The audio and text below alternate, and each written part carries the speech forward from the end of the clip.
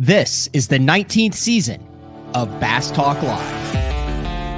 BTL is presented by Bass Cat Boats, Strike King Lures, AFTCO, Pro Guide Batteries, X Zone Lures, Shoreline Boat and RV Repair, Spro, Gamakatsu, Big Bite Baits, The Bass Tank, Denali Rods, Beatdown Outdoors, and Sunline.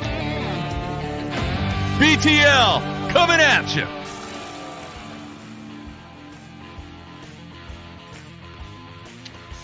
Good morning, and welcome to another exciting edition of BTL Bass Talk Live, where we're going to talk about bass fishing. It is November 27th, which is hard to believe. Thanksgiving has come and gone. Hopefully everybody had a lovely Thanksgiving, got to go spend time with their friends and family. I ventured to Illinois to spend time with both sets of my aunts and uncles. I didn't get to see my uncle from New Orleans. He was doing stuff in New Orleans, but if you follow BTL, you know that I have a love affair with gas stations, and I experienced a new gas station on the way back just outside of St. Louis, Missouri, Wally's, which will give Buc-ee's a run for its money. It's more of a think of like Christmas Vacation 1980s, probably about 100 gas pumps. I did an Instagram story on it, but I was very intrigued with Wally's. It definitely won in the popcorn category and the scone category, but I still give Buc-ee's the edge in the brisket category and the take-home frozen foods category. So I might have to have Matt Steffen on to debate that, or Dave Mercer on to debate that. We did a thing about Buc-ee's. But anyway, today, big day in the land of internet. It's Cyber Monday, which I guess is where all the deals are online on Monday. So a lot of stuff going on in the fishing industry. Therefore, we have a good show today. We're going to start out with Pate Shumaker from Pro Guide Batteries. He's going to talk about some deals, but then also it is kind of that holiday season. He has a connection to St. Jude, which, as if you know, I'm very passionate about. St. Jude. Just visited St. Jude with a bunch of other guys, Adam Bartuzek from the Crappie Chronicles, Fat Cat, Newton, and then Gretchen set it all up. So we're going to talk to Pate about that. He has a connection with Pro Guide. And then in the second half of the show, we're going to get BTL favorite Justin Lucas is going to jump on the show. And I think it's interesting because, you know, there's been a lot in the industry, a lot of videos, a lot of YouTube videos, podcasts about, you know, what is a professional angler now. And one of the things that Jacob Wheeler said when he was on last month was that it's all about a brand now, and it's all about creating a brand, and that these anglers at the top are realizing that it's not just about tournament fishing and results, which it never has been. Hank even talked about this, Hank Parker, when we had him on 2 weeks ago, but it's all about creating a brand. And the guys who actually could probably just fish and make a good living, like the Jacob Wheelers and the Justin Lucas, they're the guys who are working the hardest to create a brand. So we're going to get Justin Lucas on to talk a little bit about that. But for now, let's bring in Pate, thanks for jumping on BTL. Greatly appreciated. Absolutely, man. Well, happy to be here, and happy Cyber Monday. It is. Is that a big? Is that big for you guys in the battery market for Cyber Monday at all? Like, I mean, I would imagine that's got to be like you ship a bunch of batteries everywhere, but aren't there all sorts of rules and regulations and all that on what you can and can't ship across the country and international with batteries? It's got to be a nightmare. Yeah, there's definitely a lot of regulations and rules. So no, Cyber Mondays, hey, we're all here for it, but we're not betting our Christmas future on it by any means. What are you buying on Cyber Monday? Are you an online shopper? Gosh, no, I'm not. I get all that, we're inundated with ads these days, right? So I may pick up something, I don't know, but there's nothing that I'm eyeing. So all right, for those of you who don't recognize Pate, he's kind of the man behind Pro Guide Batteries. He is stepping in right now. Matt Looney, who has been on the show, I think 3 times over the past 2 years, and has really kind of educated not only me, but a lot of the BTL listeners on what batteries go where and why when you turn things on, certain things work. And I was calling him a couple weeks ago. I thought I had my batteries plugged in, Pate, but I only had them plugged in on like from the outlet to the boat, and then the yeah. key part is the outlet to the wall outlet, which provides power. Anyway, so I called him. He got me figured, and I said, "Hey, you want to jump on and talk about some of the stuff that's going on with Pro Guide?" And he's like, "Man, he's like, I'm still running the pro staff. I'm still doing a bunch of stuff with social media, but Pate, you're kind of running that aspect of Pro Guide now." Yeah, no. So Pro Guide Batteries is a part of our company. We've been a battery distributor, battery retailer since 1980. So we've been selling batteries into this game a long time. My father started Pro Guide Batteries, and we've been a part of the regional fishing industry for nearly 40 years. And with lithium coming on, we did a bunch of testing. We did a bunch of figure out what was going to be the best solution for anglers. So I kind of stepped in and started doing some testing, working with different factories, figuring out what's going to be the best product. So kind of took the next step forward in our brand and the product that we were offering. We've always offered. Go ahead. Sorry, I was just saying, when was the first time you heard of lithium batteries in the boat? Because I remember covering the Elite series when there was a couple guys that were like, "Hey, I've got this system. I've got these batteries. They're so much lighter. It's lithium." But like you're in the battery game. Like, when was the first time like kind of that marine lithium came to your attention? It was probably 2000. Well, I remember specifically we were at Bass Cat, and Dad and I were there to see Rick and having a conversation. This was years ago, and I remember he had a prototype in one of the boats there, and we looked at it. I remember we first started looking at it in 2013 or 14, and we started testing product. And I actually had one of the memories pop up. Had a boat in the shop up here with a 55-gallon drum and a trolling motor running in it, just to see how long one would just last. And that was 2015 when we really first started testing different chemistries, cell types, and manufacturers. And then Pro Guide Lithium's debuted, I want to say, in 2020, 2019, 2020. Ooh, I got the year right. I knew I was within 3 years either way. I shouldn't have second guessed myself. So you guys worked on that for 5 years before you went to market with it. Yeah. We had the product that you see today, the 31M100, which was our flagship battery that we released there in 2020.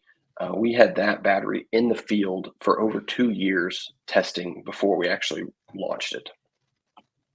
Okay, so you had like your pro staff guys. Like, did Pete Winters have one in his boat there at Table Rock? I'm just guessing on that. I just fished it. Dude, that guy is a legend. If you guys want to go out on Bull Shoals, Table Rock, any of those stuff, and have a great day on the water, Pete Winters, guy's been around for 30, 40 years, guiding legend in that part of the country. He's the man. But he had one of those, so then you put him in those guys' boat and said, "Run the heck out of this. Let us know what happens." Yeah, we had another local guy, and he ran a set for about 3 years, and he called me and he said, "Hey man, I don't know. I kind of feel like they're slowing down a little bit." And I was like, "Okay, well, 3 years. Let's bring him in. Let's see what's going on." And we brought him in, charged him, went through a discharge cycle with them, and they had lost 3% capacity. So they'd lost 3% in just under 3 years. So we've been really happy with the results, of the product in the actual boat, and what kind of cycle life those things are given. I should have done this in the pre show meeting. So Matt hooked me up with the Pro Guide Power app. Is that like out for the public yet, available yet? Because I can log on. Look at that. I can log on and see like what all my lithiums and stuff are doing. Yeah, so it's on limited SKUs. It's not on every battery, but it is on it is on the 150 amp hour, the 12 volt. It's on the 36 volt 50. It's on the 24 volt 72, the 50, the smaller 50 amp hour, the cube style, and the 24 amp hour for like the kayaks. Yes, sir. All right. Is that a big market, the kayak market that's coming on? It seems like more and more kayaks are. Oh man. Yeah. 15-inch, 20-inch screens on them now. It's incredible. Yeah, absolutely. No, there's a lot of love in that market for sure. Yeah, It's good and stuff. then we're also seeing it go into ice fishing, which I assume would be the same battery Hmm. ice fishing that you use for the kayak, because you got to lug the thing across the ice or have it in the kayak and have it pretty small. Yeah, yeah. The ice fishing guys are using that like 9 to 24 amp hour. A lot of customized systems that you see, like portable, forward-facing sonar setups. To kind of, there's really not a standalone setup, and that's the same thing with Yeah. kayaks. Like what we've seen is we expected, to take these smaller, just run electronics, and we go to shows and guys walk up and they're like, "Where's the biggest one you have? That's the one we want." It's like, "Oh, okay, sweet. Here's here's the 150 amp hour," and they go, "Great," and that's what they use. It's kind of blown my mind. Huh. All right. Trend wise, and like I said, I'm hitting you with this question cold. So you go to Hmm. ICAST every year, you start seeing Yep. certain trends. We had trolling motor wars for a while, where everyone was coming out with their own brand Yeah. of trolling motors, and they all had, the pool, the tub, and everyone would say, like, how fast my trolling motor is, and it's quiet, and it Yeah. doesn't have, it's Yeah. brushless and all. Then we had the cooler wars is kind of what kicked it off, where you'd go to Oh ICAST and yeah. there'd be 8 million different types of coolers, and everyone had it. Well, now I mean, I'm fairly confident saying we're in a lithium battery war right now, We are. because there Yeah. seems like there are so many different types, and everyone says they have the different. Is that something that you're well aware of? And Oh yeah. Yeah. is that a massively growing market? Is the lithium battery category amongst recreational and bass fishermen? And how do you kind of navigate that? Yeah. It's definitely, like you said, I don't know that I'd call it a war. It's just we're in that early phase of that adoption cycle where Okay. you got a lot of people that are interested in learning about it. You have a lot of people that can read about it. I think it's a confluence of technology from a battery side, but also just the internet. And then the other piece that probably drives the biggest part of this is, what batteries are dirty and heavy, right? And they're hard to lug around. Nobody wants to put one in their car. Well, with a lithium battery, people are shipping them, and that, I think, kind of that direct to consumer model is a really big deal. And I think that you're going to see brands come and go. You're going to see some brands really solidify themselves. I think you'll continue to see your traditional battery guy do what they do. Mhm. I don't think I don't think it's going to be the end all be all. And I think there's just continued progress to be made in the battery chemistry overall. Whether it's lithium iron phosphate, it's not going to be the final say so. So there's all kinds of stuff happening, and it's much more fluid than what the battery industry's been for the last 40 years, 50 years. So that makes it fun, honestly. It's just like figuring out new stuff and pushing the limits and seeing what you can come up with. Has there always been a constant like growth in the battery game, or is it like is this like kind of a new frontier when the lithiums came out that all the companies were like, all right, we got to get chemists and scientists and people in and figure out how to do this new thing? Or was that kind of the same transition from like your standard, let's see if Matt Looney taught me right, from your standard Right, like right, right. lead acids to the AGMs, Yep. and then AGMs to the lithiums? Was there that still kind of transition period from the lead acids to the AGMs where everybody was like, oh, we got to figure out this AGM deal? Is that a fair Yeah. question? I don't even know Yeah, yeah, yeah. if No, that's no, the it right is. It question. is. Yeah, totally, totally. The adoption to AGM was pretty slow. Um, I think you're going to see more AGM batteries sold now, and more people use them now that lithium's here. It's kind of the good, better, best scenario, right? It's like when it was just flooded in lead acid. It's just one conversation. I'm going to double the price, and then when people see good, better, best, they go, "Well, I don't know if I want to jump to lithium." So AGM is a good option, and Yeah. it's a fantastic option. So, um, but lithium has definitely drove. I think it's accelerated quicker than what AGM's adoption was for sure. But I still think, for the number of ads to batteries sold still doesn't equate. Doesn't line out.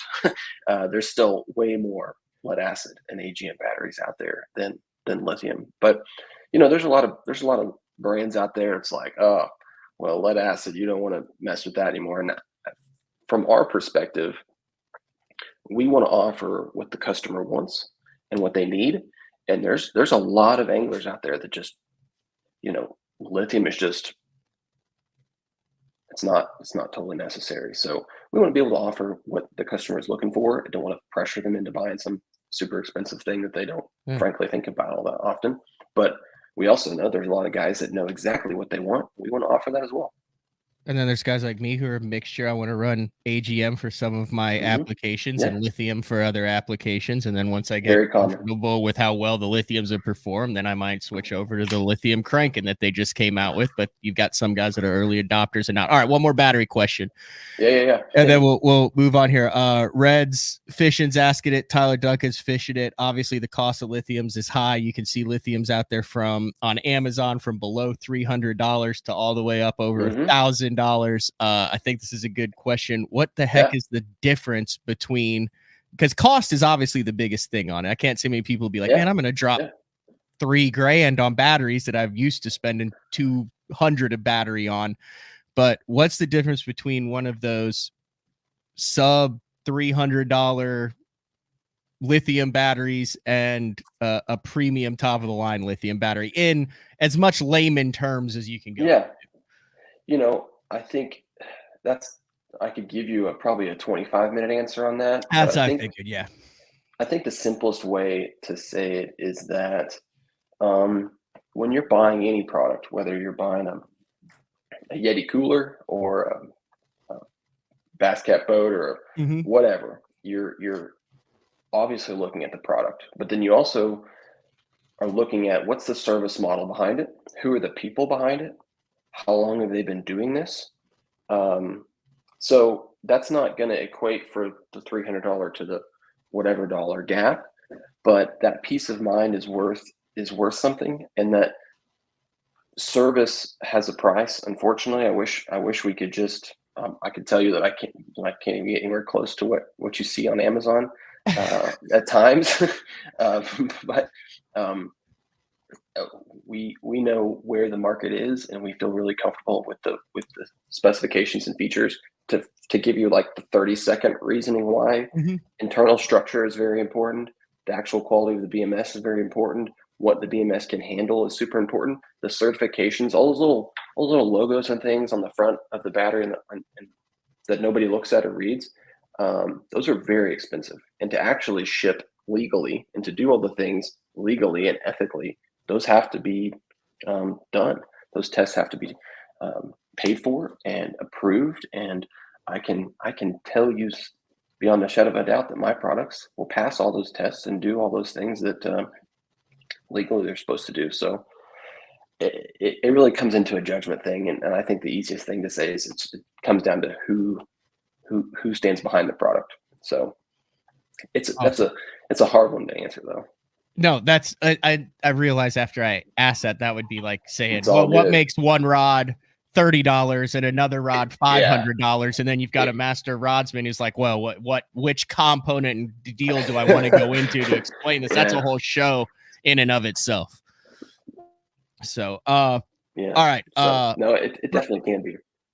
Pro Guy Batteries, longtime sponsor of BTL, Bass Talk Live. Great relationship with them. I run them in my Bass Cat in the opens, have never had a single issue with the Pro Guide, and I don't even have to knock on wood around here, because regardless, when you ask about have you ever had, it's like the co-angler who gets in, looks back and goes, you ever had motor issues? And you just look at him, guy, and not answer that question until after today. But 100% confidence in them. So Matt Looney did send me, let's see if I can pull this up. You guys do have some PGL fall sales going on. Those actually go through, I believe, the end of the year. Yep. You have those pulled up. And I will say, I want to give BTL listeners a lot of credit. From what I have seen and from the feedback that I've gotten from Pro Guide, this is how a partnership or a sponsorship is supposed to work. You guys have supported Pro Guide and put them in a lot of your boats who listen to this show with great success. So massive shout out to the BTL family for taking those, Matt, those. I mean, they're not that thrilling, to be honest with you, but they're so educational. The Matt Looney shows where he starts going into all the different ways the batteries work. But anyway, Yeah, if you guys are looking into getting into some new batteries for the 2024 season, now is a good time. absolutely. Can you walk through the sales here? I'll pull this up right now. Yeah. So we've got 3 batteries that are on sale through the end of the year. So the 24M50 is a group size 24. So these are all 12-volt models. The first two is a group 24, 12-volt, 50 amp hour. That's going to be a comparison to your standard, any kind of standard flooded battery, from 160 to a 225 minute group 27. Group 31 flooded battery. The 24M75, again, group 24, 12 volts, 75 amp hour. You're going to be comparing to like a standard 31 AGM. Okay. So your capacity wise, you're going to be very similar. And then the 24M75 ST is the group 24 starting battery. That does meet all mercury requirements for the date that they've published. So each of these are on sale right now through the end of the year. And one of those things where it's just like anything in life, everybody wants the biggest. So when we released our core models, the 50 and the 75, I really figured that those would be some of the best movers, a little bit lower price. Apples to apples is going to give you a really strong comparison in what your runtime looks like, but then also going to just 5 to 7 times more cycle life. So turns out everybody just wants the big one. And that's awesome. I love it. But I got some inventory to move, and so we got a sale going on. And to piggyback this sale, we actually, as of today, to all retail, to all dealers, we're actually lowering pricing across the board. So not just a sale, but like all pricing is coming down. Like for the 3100 specifically, it's going to come down from $899 to $799. And all the whole entire lithium line is 6-volt is dropping, the 24-volt, the 150, the new starting battery, all that's coming down. So we do have a sale going on, but then in addition to that, we are just lowering pricing overall. Awesome. And that is ProGuideBatteries.com. And on ProGuide Batteries, if you can find where your nearest dealer is, you can ask questions on that. You could contact, you could register your batteries. There's tech support on that website, the whole 9 yards. Anything else battery wise before we touch on St. Jude and I let you get back to business? I know the day after a holiday is a busy day, probably. It's all office. Good. No, I'm happy to be here. Battery wise, no, I think that covers it. All right. I did not know that your family had been personally touched by St. Jude. Earlier this year with Adam Bartuzik and the Crappie Chronicles, we went up to Minnesota to do a fundraiser for the St. Jude Bass Classic. And I contacted Matt and I said, hey, is there any way that you think ProGuide could give $100 gift certificate that we could raffle off at this at Erd? And he came back and said, not only would we do that, we can do a $500 gift certificate. So we went up there and we raffled it off. We raised over $4,000 for St. Jude just from that one event. ProGuide, some of the other BTL sponsors, the Crappie Chronicle sponsors, all donated a lot. But Matt texted me and he's like, Pate and his family are connected to St. Jude. Like they've actually benefited. And I said, no, I didn't know that. So I haven't actually talked with you about this in person. Are you cool? Like kind of sharing your story and how St. Jude has kind of impacted your family? Yeah, absolutely. Absolutely. So in March of 22, he's now 4-year-old son, Truman, was diagnosed with leukemia, B-cell ALL. That's what it's technically called. Went through, had a couple months of just kind of random sicknesses and just kind of strange. We're actually on vacation. He got really sick, and we actually were in the hospital down at Gulf Shores and airlifted him to St. Louis. He was diagnosed with leukemia there, and we were sitting there, kind of just in the fog of it all, just like, holy cow, this is a lot. And I had a really good friend. He's now a friend. He actually just sold us insurance corporately and had for a number of years. And he calls me. I'd only told a number of people, and he calls me out of the blue. And his son had lymphoma, And he said, he's like, I'm not telling you what to do, but I'm telling you that you need to go to St. Jude's. And anyway, we were in a whirlwind of trying to figure out what was going on. So we decided, it was a very difficult decision to leave one hospital's care to go to another, another ambulance ride for Mr. Truman. But we did. So we got to St. Jude's, and the only way that I can really explain it is we were in 3 different hospitals in about a 10-day window. And there's a lot of really good medical care in this country, but St. Jude's is just a complete next level. And the amount of care and compassion that they give your children, they give the parents the support. It's absolutely insane. We were pushed to go to St. Jude just because of the medical, the level in which St. Jude's medical team is. Our doctor, Truman's doctor, Dr. Pui, is the world leading physician when it comes to childhood leukemia, like the world's leading expert, literally. And that is Truman's doctor. And it's just a really, really incredible scenario. There's so many stories of how amazing that facility is, that organization. I'll give you an example. This was April. We were only been there a couple days, and the war in the Ukraine had broke out, right? Russia's invaded. It's all a wild time. I'm not really watching the news. We're in a hospital room, and we get word. It kind of went through the hospital that St. Jude is bringing patients from Ukraine over, and come to find out that St. Jude's had flown private jets all the way to Kiev. I'm not exactly sure, and pulled every child that had cancer in Ukraine that they could medically move and brought them to Memphis, Tennessee. Wow. At the break of that war. Yeah.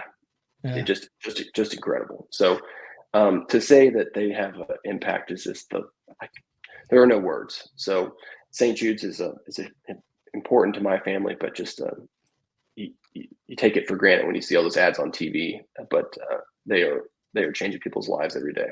And you guys were at the Memphis facility? Yes, we were.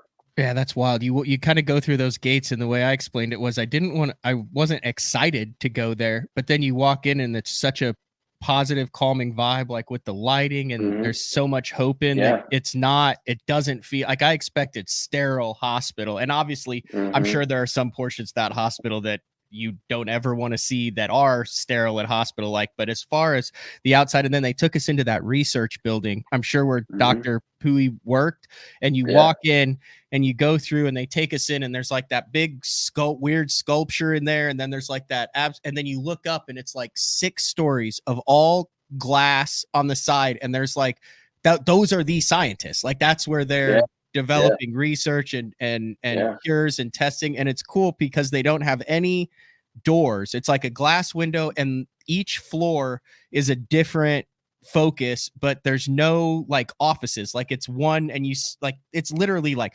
lab coats and smart doctors on computers and stuff. And you're like, holy cow, this is where this stuff is actually going down. So what's Truman's kind of status now? Like, where do you guys stand? So with leukemia, it's there's again, I didn't know what I didn't know, but leukemia is a pretty long treatment plan. It's traditionally about 2.5 years. So we added on, and again, I could talk about this for a long time, but essentially it's about a 2.5 year treatment. So he is in the final phase, which is the longest phase. The third phase is 120 weeks. And I think we've got about 57, 60-ish weeks left. We should finish around January of 25 is when he should be done. So he is in remission, but because it's a blood cancer and it's in the bone marrow, it's a constant. He gets treatment every week. We give him actually chemo at home at night. It's just kind of a but he's a 4-year-old little boy that's got more joy and passion than a lot of kids, because he's seen some hard days, so he likes the good days. So wow, yeah, I have a second. I only have 4 cousins, so I'm pretty fairly. I don't talk to them as much as I should. My mom's always yelling, "You got to call your cousins more." But one of my cousins had a little girl, and she was diagnosed with leukemia when she was 3 as well, and was in Cincinnati, so went to Cincinnati Children's Hospital. Went through that whole process, and I remember how scary that was, just being removed from it, but having a family member. And now she's 12, and she's a Swiftie who play soccer and all sorts of sports, and obviously has to go in every year to get checked, but doesn't even remember the process and is happy and healthy. So hopefully you're on that same path there, babe. We are. Yeah. Yes, we are.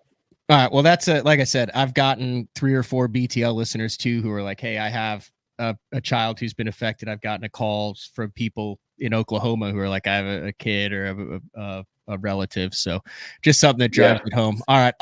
Anything else you want to get in here before I let you go? I greatly appreciate you jumping on BTL, talking a little bit about batteries, and then also sharing your story. Yeah, absolutely. No, I appreciate the opportunity to come in here and chat about the sale, talk about St. Jude's. It's good stuff. Hopefully I filled those Matt Looney shoes. It's probably tough to do. No, you did. Hey, are we headed towards another Chiefs-Eagles Super Bowl? I don't know, man. I don't know. I'm a pretty big Chiefs fan, so I mean, it's kind of looking Chiefs-Eagles again, isn't it? It very well could. And you know what? I'm kind of superstitious, so I'm glad we lost in the regular season. Okay. Kind of makes me feel like, you can't beat a good team twice, right? So yeah, I don't know. I just last night for the first time I watched that Kelsey documentary. Yeah, I've not seen it. Yeah, if you wouldn't like it because it's pretty Eagles heavy. I'm a Bucks fan now because that's where Baker is, and I'm an OU grad, so I always got to root for Baker. But we've also got Jalen, who's technically an Alabama guy, but he played for OU for a year too. So and then after watching that, I would consider him an Oklahoma guy. Yeah, he got a good year in. We got 3 now. We got Kyler, Baker, and Jalen all starting. Yeah. So, but anyway, all right. I appreciate it, Pate. Thank you for jumping on. Have a good morning. All right, we'll see you. Thanks, Matt. All right, see ya. All right, that was Pate Shumaker from Pro Guide Batteries. Like I said, his grandpa started, his dad took it over. They've done batteries for the last 40 years. So if you guys are in the market, check out Pro Guide. All right, we're going to take a break. And when we come back, one of the top guys in the game, a friend of BTL, the one and only Justin Lucas. I would be interested to see if Justin had the balls to do his own Thanksgiving. Like he just doesn't strike me as a guy who can handle a turkey and the sides and I think he's kind of a one-trick pony with the steaks. So I'll be interested to see on how he handled the Thanksgiving festivities. But it's BTL on Cyber Monday. We'll be back right after this. The new Puma STS has been redesigned from the ground up. With the angler, design, function, and performance in mind, nothing on this new offering was compromised, and the only thing carried over from the previous version is the name. Based on the Soft Touch series hull that started with the flagship Jaguar, this new model is nimble and performs incredibly well at all speeds with either a 250 or 300 horsepower engine. Featuring a new 96-inch wide-body footprint, this hull measures out at 20 foot 7 inches in length. Industry-leading design coupled with tournament-winning performance. The Puma STS from Basscat. Feel the rush.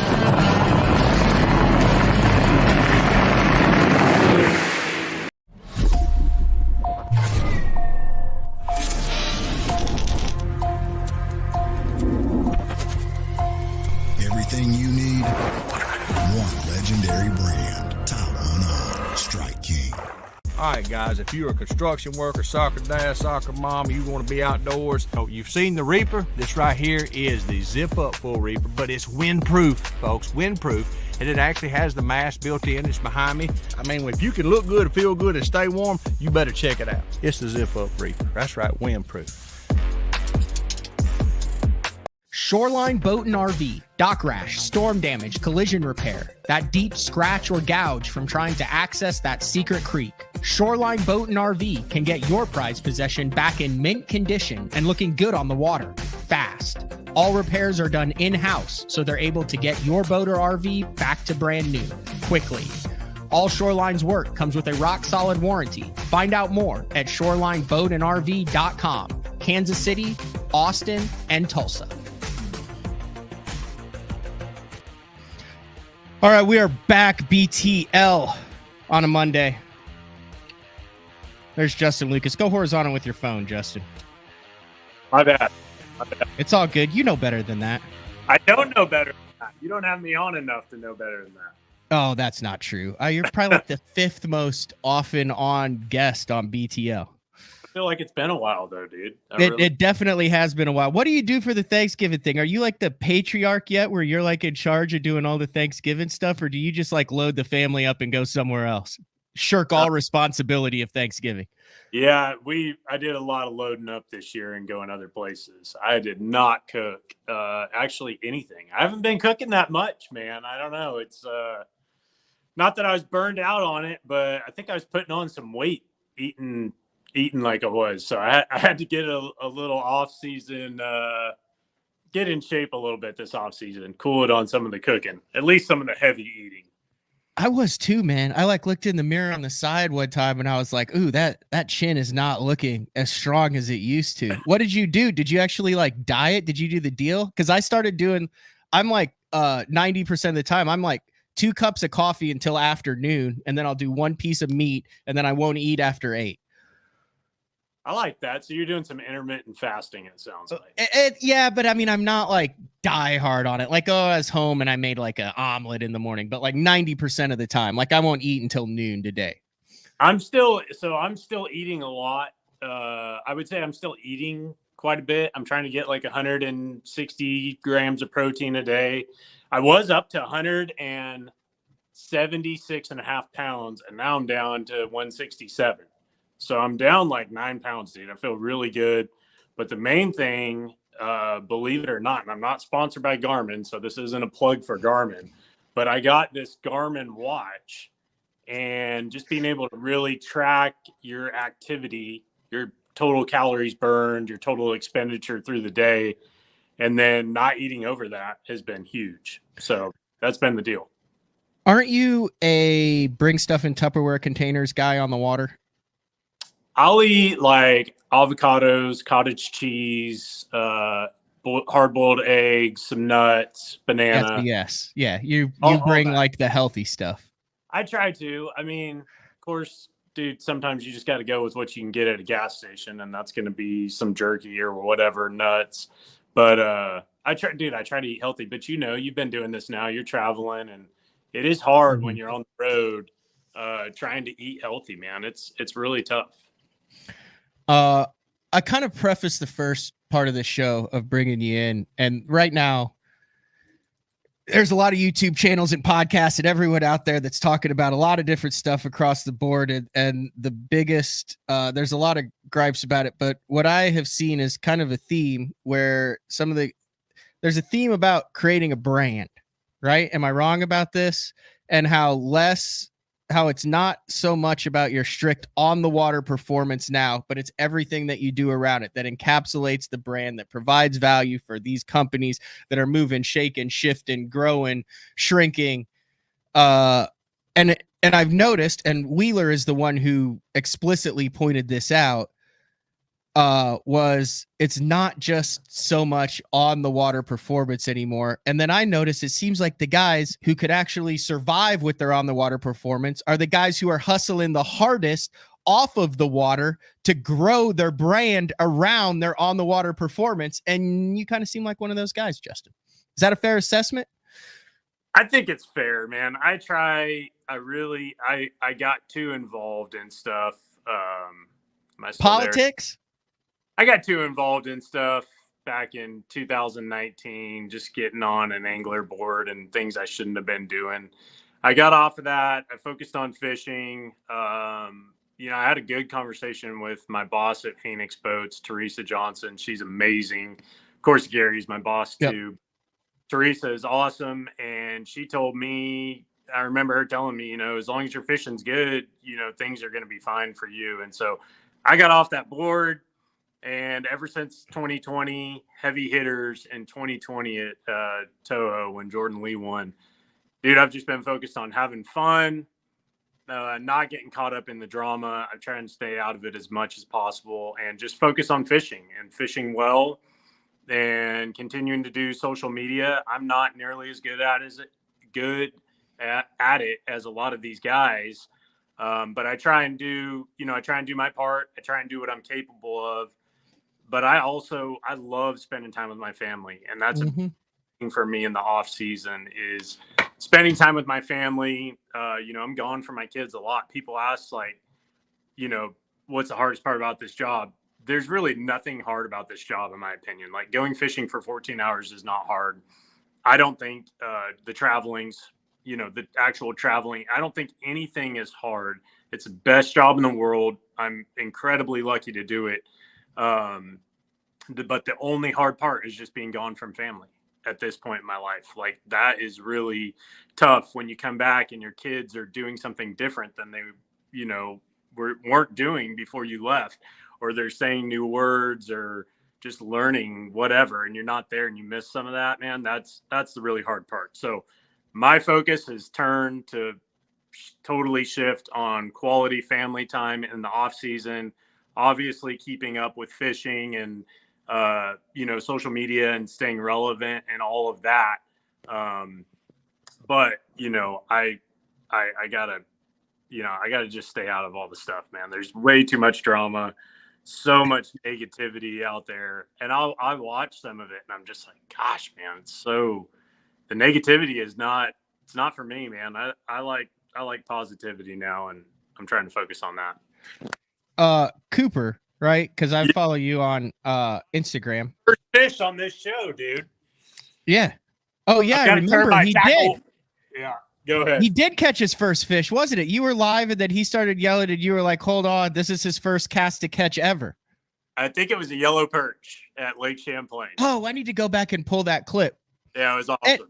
Anyway, talking to you off camera, just in life and stuff, like he loves fishing. He's ate up with it, dude. We take him quite a bit. We go down to the water, even if it's just off the bank or a dock, whatever. But we definitely try and get him out there as much as possible. And he asked for it. It's not something I'm forcing him to do. And he fishes off the bank or a dock. We do that more than going on the boat. But he is totally ate up with it. I think he's going to have that in him if the path stays like this. My other son, his name is Decker. He just turned 2. Cooper just turned 6. But Decker, if it's got anything to do with sports or a ball or, anything like that, he's all about it. So I think I've got 2 totally different kids. One that loves the outdoors, one going to be an athlete based off what we're seeing so far. But he's only 2. You don't know. Yeah. I mean, I don't think he's going to go play for OU and be a quarterback, but he might. You never know. He could make a good life decision. Is your wife and her family athletic? Because your family is ridiculously athletic. Don't you have a brother who was like a MMA fighter, and then another brother that did something crazy? And then, you're probably the most unathletic out of the 3 of them. Yeah, no, my youngest brother is most unathletic. He was the golfer. Okay. Oh yeah, golfer. He's not insane athletic. I could smash him though, dude. But he's not golfing anymore. He started a business out in Arizona and he's running that. My middle brother, he was an Army Ranger, and then did some what would you call it? Kind of amateur MMA fighting after he got out of the service. So he is a bad dude. I quit messing with him when he was about 14. He got into wrestling, and that was the end of that. So but yeah, my side of the family, pretty athletic, nothing crazy. Bree's side of the family, not really athletic, I would say, but okay. So Decker has an uphill climb. He's got an uphill climb, but I did like baseball and basketball. I love playing baseball and basketball, but I quit those when I was 14. I remember telling my basketball coach going into sophomore year in high school, I was going to be starting point guard or whatever. And I went and met with him in his office and told him I was going to quit so I could focus on fishing. And he was trying to talk me back into, man, you're going to be starting on JV. Are you sure that's the decision you want to make? I'm like, 100%, dude. My dad's 5'6". The future's not looking so bright for me. So, can you talk about the smallmouth that you posted? Because that looked absolutely insane. Yeah. What was the deal with those? Like it seems like you've done some like serious fishing during this off season, like some intentional fishing, not just like, hey, I'm out here at the lake. Like you've done a couple trips, you focus on a couple stuff, you've worked on some techniques.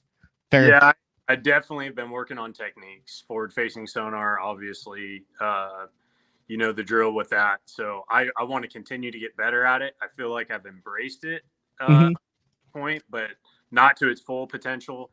So I have to make sure that I'm continuing to get better with that. And I've tried to make trips that are like I went to Lake Chattooga with Tackle Warehouse in September. Okay. Amazing time out there. I'm not going to say the lake, just like, I don't know if people saw my I don't want to burn So, anything. Yeah, I don't want to say the lake I went to for smallmouth. If people do their own research like I did, they can find out. But you know, I went out to that lake with a friend from Texas, really good friend of mine from Fort Worth, and he had somebody take his truck and boat up there, and I flew out and we went fishing, and it was just an amazing time. No cell service for basically 3 days, and just got to learn so much about forward-facing sonar, even for me, you know, as much as I've been using it, things I didn't know, and just getting better at tracking the fish and understanding what bigger fish look like and what fish will bite, what fish won't. So, and then I've just been spending a lot of time on Gunnersville when I get free time, you know, and Gunnersville's coming back, man. This lake it's been an impressive fall out here. There hasn't been many falls that I can remember where, you know, 17, 18 pounds would normally be a really good bag. And we're going out there catching 17, 18 pounds, like pretty easily, dude. I know there was a tournament the other day, it took 30 pounds to win. So, oh, wow. Yeah, the weights out here have been really good. And, you know, even just going out and fun, targeting spotted bass on purpose, you know, and catching really nice spotted bass using forward-facing sonar. So, dude, just having a good time, enjoying every chance I get to get on the water and trying to learn during those times. And then when I'm not on the water, just trying to spend time with family, soak all that up. So you're going on Gunnersville, specifically targeting spots, I assume around the bluffs on the lower end, all that stuff, doing the spotted bass thing, going, hey, I know that I could catch a 25 to 30 pound bag, but this is what's going to benefit me come next year and the BPT schedule. So I'm going out and I'm going to try to catch spotted bass on Gunnersville. Yeah, I mean, I'm not going to just go out and try and catch them all day, but if I get in an area where I'm like, start seeing some on the grass like when they're spots, it's like, well, let's see what we can do here. And then you end up catching some 3 3/4, almost 4 pound spots. And so they're like legit in there now. Dude, I don't know what it is. I don't know if they've always been here, because I've heard from people, you know, I've got a 4 or 5 pound spot there before. But some people don't even know, you know, they'll catch a largemouth and say it's a spot sometimes. Yeah. I hear you. But from what I've seen, I've lived here since 2010 now, so quite a while. And what I've seen the past couple years on spots, they just seem to be fatter and more prevalent than ever before. And you just catching them, dude. You'll catch them mixed in with largemouth, and then you can catch them, you know, grouped up together. It's pretty cool. Have you done that whole Demiki thing that everyone's smoking them on out there and have been since the summer? Is that like is everyone out there with a spinning rod and a little shad bait on Gunnersville now? I haven't done that much. I've messed with the hover rig. I've started messing with that a little bit, and it's a fish catcher, trying to learn that. And then just trying to learn, you know, what baits we have at Berkeley that I can use in forward-facing sonar. That's been a big thing for me. We have some new stuff coming. Been using some prototype baits over at Smith Lake that were really cool. And so, yeah, just have, you know, just doing a little bit of the Demiki rigging stuff, but mixing in some new stuff and trying to get ahead of the curve. Don't want to be behind it. Don't want to be chasing what's going on, you know, in the past. Wait, so is there stuff that's going on now that hasn't been? You don't have to say what it is, obviously, but obviously the hover strolling Demiki thing is the hottest thing that's going on right now. It's what's exploding. Is there something already that some of these that you guys are figuring out now that we're going to be like, oh, you can do that too to catch a that's going to be exposed in 24? Because let's face it, if it's a tournament technique on the BPT or Elite Series, it's going to be exposed because of how much live coverage there is. Unless there's stuff, isn't there? I could tell based on the look on your face. You're thinking of something right now that there's like 20 people doing on Earth, aren't you? I mean, dude, you are right about the hottest technique right now, all that deal. But there's something after this that's got to be some sort of hybrid of this Demiki stroll and hover rig thing, isn't it? I don't know about. There's some new stuff coming from Berkeley I can't talk about. That has potential to be something really, really cool from what I've seen so far. But that's all I can say. And then other than that, just trying to fine tune and tweak and learn how certain baits act in the water, why certain baits are better than others, fall rate, all that different kind of stuff. So just trying to really kind of hone in on the stuff that does work and tweak it to, something that I might think. It was really cool, dude. The other day I was sitting on the couch. I'm like, I wonder if this would work. And I literally came out here to my shop. I'm out here rigging stuff up to this morning, but I came out here, rigged it up, went out the next day and got, got one almost 6. Oh, show it to us. A 4.5 and a 4 on this thing I had thought about. And I'm like, that's cool. Is it tied on right there? What's that? Is it tied on right there on those rods next to you? It is tied on, but there's no way I'm going to show you, Matt. Just show us a little bit. There's like 6 people watching. No one listens to this show, Justin. No chance. I know. There's like 3 people on right now. I know how many views you end up getting. I'm not showing it, dude. Is it off the wall or is it just a tweak on the standard? It's not off the wall. It's just kind of a tweak on the standard, but it is. Does it involve a blade? No blade. Doesn't involve a blade. Does it involve abstract weight? It involves a nail weight. Let's put it that way. That's an abstract weight. All right, yeah. The nail weight thing is endless possibilities on a nail weight. Yeah. Look, at least Jody White, Bassmaster Open champ Jody White, says he really appreciates the effort. He's one of the 3 that are. I mean, he'll get a picture of it at some point next year, so there's that. He'll see it. I wanted to talk to you about this before I let you go. You fished the Table Rock Championship, right? The Toyota series on Table Rock. All right, so I talked to Jeremy Lawyer. I think he's cool with me saying this about this tournament. He knows Table Rock. Table Rock suits your style. He was sitting there. We were all drinking a beer, and he's like, I took off on the first board, and I'm like, boat 170. He's like, I'm driving down the middle of the lake. He goes, there's 100 damn boats just sitting out in the middle, and it's all 20-year-old guys looking down live scoping. Did you experience that on Table Rock too, where you were like, what the heck are all these guys doing out here? Because the average age of Toyotas now, and well, you saw the Elite Series, the average age is like 25 out of the top 10, but all these Toyota guys for all year, it's like, oh, here's another 23-year-old that I haven't heard of. Did you notice that at the championship on Table Rock, just the abstract nature of the lack of patternability, I guess? Yeah, dude, it's crazy. I mean, obviously, I don't even know what to say. Fishing is so different than it was 5-6 years ago. But I'm not trying to let that affect me. Like I was fired up being in the bag line, having a decent tournament. I finished 14th. I was fired up being in the bag line, seeing these young guys around me, and obviously they're really, really good with it. And there's some great young guys coming up, man. It's exciting to see. But I think, you and I talked about this the other day.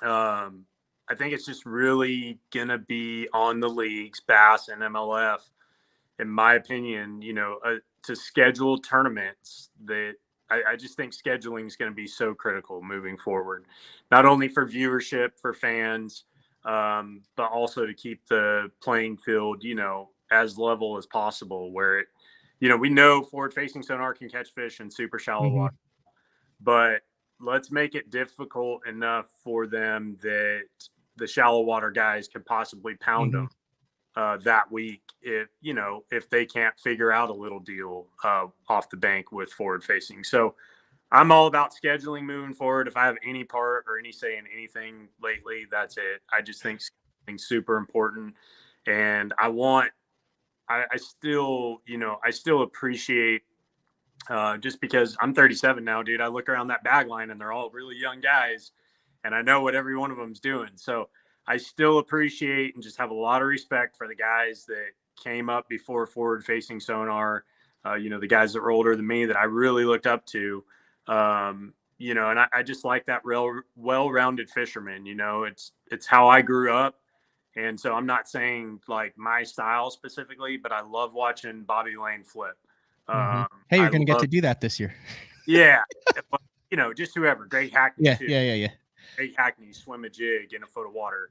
Whatever it is, Chris Lane throwing top water, just all that kind of, I say Bobby and Chris because they're friends of mine, but I appreciate all that stuff, and I have a ton of respect for that. And I have respect for the forward-facing game too. It's just a different animal, and so I have to be well-rounded at it. But I want to be able to still go out there and throw buzzbait, have fun doing that, be able to flip. And I enjoy flipping. That's probably one of my favorite ways to catch fish is just flipping wood or flipping toolies, whatever.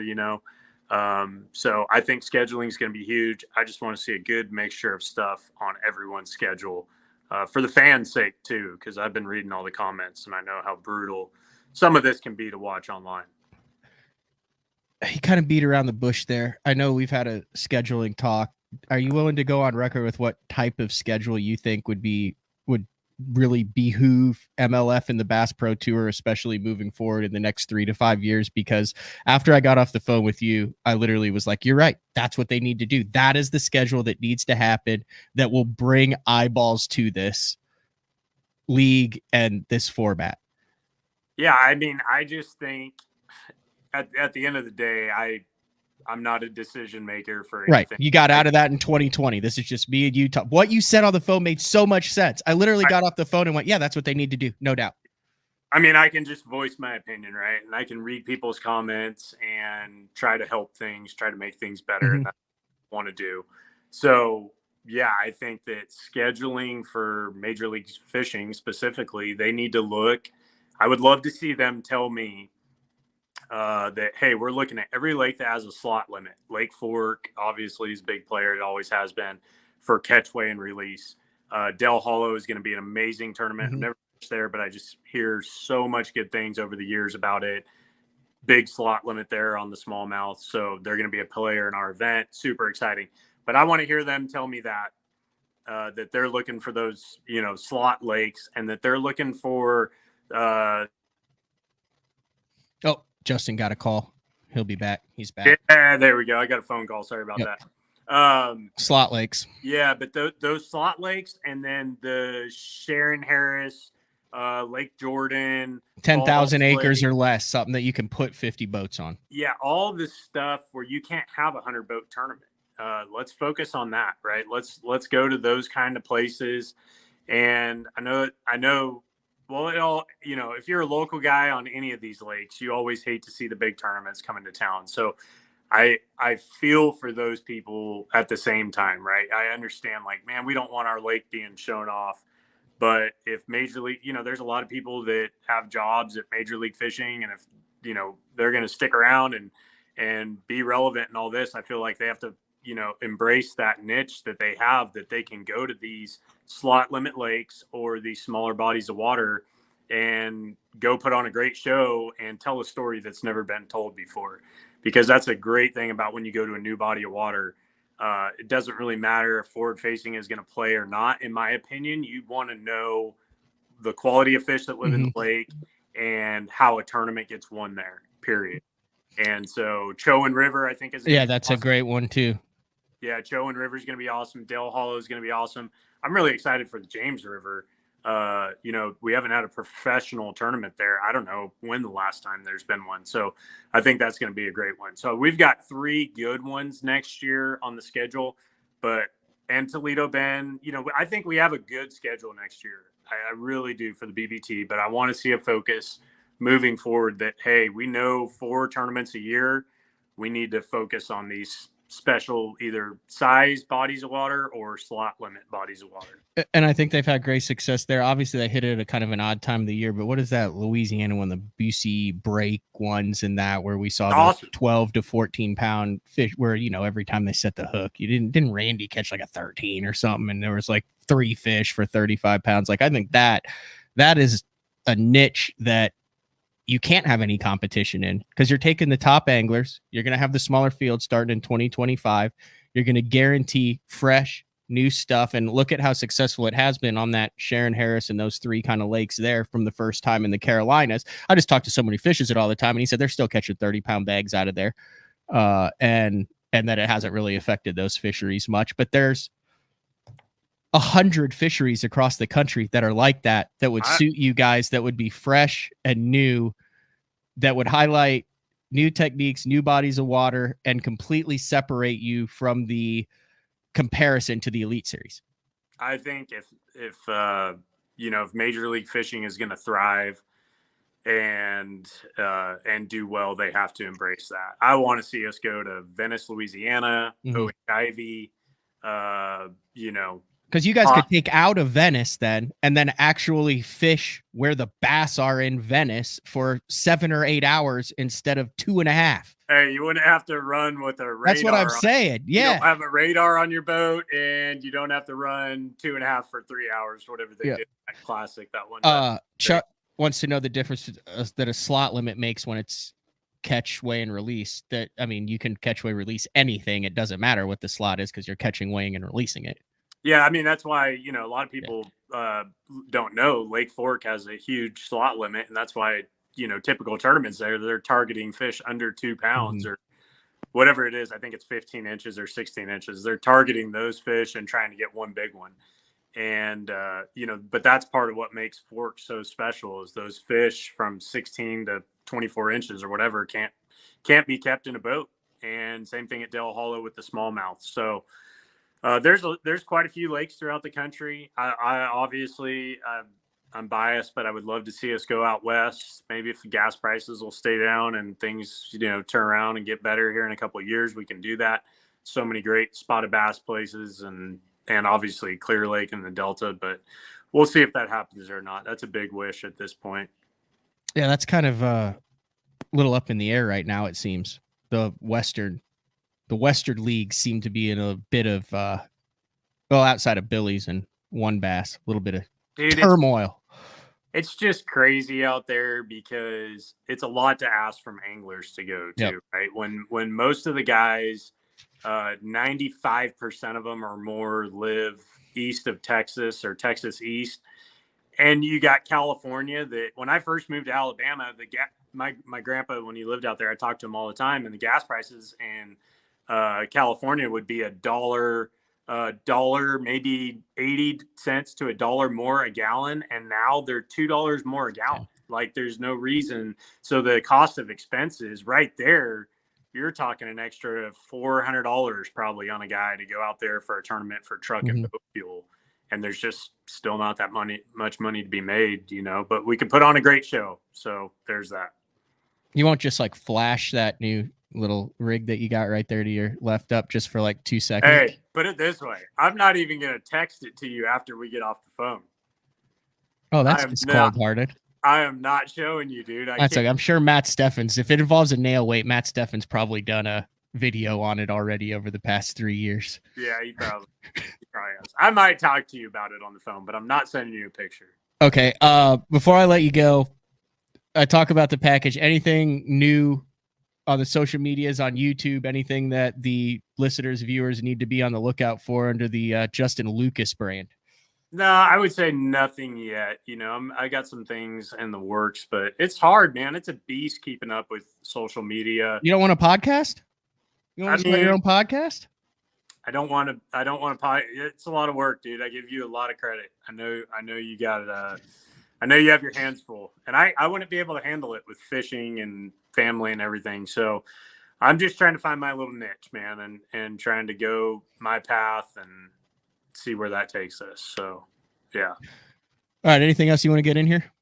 No, man, I'm good. I appreciate you having me on. All right. Thanks, Justin. All right. We'll see you guys later. All right. See ya. All right. That is Justin Lucas. Refreshingly positive Justin Lucas. Like I said, there's a million different directions that you can go with that interview. You could go down the pure fishing route. You could go down the team deal route, the major league fishing route. But the dude is genuinely positive. I talked to him a lot off record too. And just like he is on air, that's the same positivity that he brings off air. And he says he's not working on anything specific. I would be on the lookout for his channel. I think he's about to come out with some really cool stuff. So, all right, we're going to take a break. When we come back, talk about what we have going on for the rest of the week as we close out the month of November. BTL on a Monday. We'll be back right after this. The great thing about the new Sensation soft plastics from Big Bite Baits, heavily scented, super soft, buoyant, comes in 7 great new shapes. I've got a couple of them of my signature series, the cliffhanger worm and the ramtail craw. Great for a flipping jig, football jig, swim jig, all that. Several other great shapes. Really excited about it. We've worked over the last year, catches fish all over the country, and I think it's going to catch fish for people everywhere you try it. The Spro Little John crankbait has been around for almost 15 years, and it is one of my go-to crankbaits whenever I need a fish in the boat, so you can never have enough new colors. That's why Spro's coming out with a handful of new colors, including Pearl Shad, which has this bleached out white look, but it's got this pearlescent, really, really pretty. We've got Copper Shad, which looks amazing in the water. It's got that purple flake on the back, really, really pops in the water. And then if you want some real pop, we've got Sparkle Shad, nothing but sparkles all over this thing. And then last but not least, we've got the matte Sexy Shad, just a really different looking color for a crankbait. So you want to give them a little different look, that matte Sexy Shad is definitely the one to go with. All these colors are available in the original Little John and the MD. Having confidence in your tackle while on the water is one of the main things to success, in my opinion. In the last couple of years with Denali, I've had just that. From anything from spinning rods, casting rods, tungsten products, even now to casting and spinning reels, I have the confidence to go out there and get the job done and know that all my equipment is going to handle it and do it just the way I want it. The thing about Denali is you've got great quality products at a great price point, so make sure you check them out. Have you considered purchasing new electronics for your rig? The type of mounts you choose to protect your investment should be part of the decision-making process. No matter if you prefer 1, 2, or 3 graphs up front, Beatdown Outdoors has a solution for you. Adjustable, versatile, rigid, and made in the USA. What's your ultimate electronics setup? Check out the full selection of Beatdown Outdoors products by visiting beatdownoutdoors.com. All right, welcome back. Wrapping things up today, working on the schedule for the rest of the week. Uncle Frank will be back on Thursday, and then next week we have a great show. We have on the 4th we have Pete Glusick for Bass University who's going to jump on, and then on Wednesday the 6th, you guys have been asking for it. I'm going to jump out on the water tomorrow, probably Wednesday, and see if the crappie are biting. It's about that time. But on the 6th, Zeke Anderson, who's probably one of the top 5, I'll say it, he's probably one of the top 10 crappie guys in the country. He's taught a lot of guys who are crappie experts. A lot of what they know, whether he gets credit for it or not, is a different story. But Zeke is going to be in on the 6th to talk about bass guys who want to get into the Magnum crappie game this winter. Big shout out to Pate. Like I said, Pro Guide Batteries, big supporter of BTL. I think that I will be, there it is. Look, Pro Guide Batteries on their website, ProGuideBatteries.com, 10% discount code capital BTL. I don't believe that works on any of the sale prices, but if there's any other batteries that you want to get, lead acids, AGMs, anything at regular price, use that code capital BTL at ProGuideBatteries.com. And other than that, I think that's all we got for today. I said big shout out to Pate and Justin. I've also got some big stuff coming with St. Jude in the next couple of weeks. Get Gretchen off. I think she actually took like a week off, which is the first time I think she's ever done that. But we'll be back with that with some announcements with BTL and St. Jude. Same place, same time tomorrow morning. We'll talk to everyone later. See ya.